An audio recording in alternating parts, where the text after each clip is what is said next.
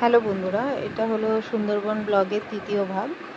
আমরা পাখিরালয় পৌঁছে গেছি। সেখানে আমাদের মৈনাক হোটেল দিয়ে দেওয়া হয়েছে সাগর সঙ্গম থেকে।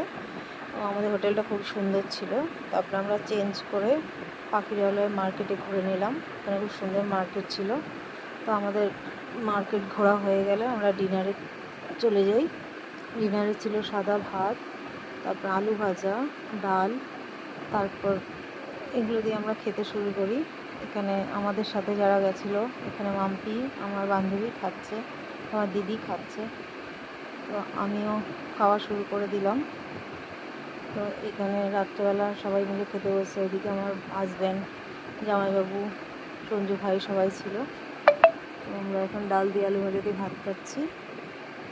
তারপর আস্তে আস্তে চলে আসলো। প্রথম দিন আমাদের রাতের ডিনারে ছিল ডাল, আলু ভাজা আর মাটন কষা আর স্যালাড।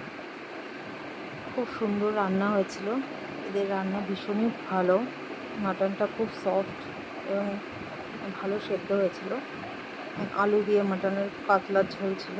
সবই রান্না খুবই পাতলা ছিল, খুব খেতে ভালো হয়েছিল, খুব মশলাযুক্ত হয়নি। এই আমাদের খাবার দাবার শেষ করে আমরা এবার শুতে যাব। গুড নাইট বন্ধুরা।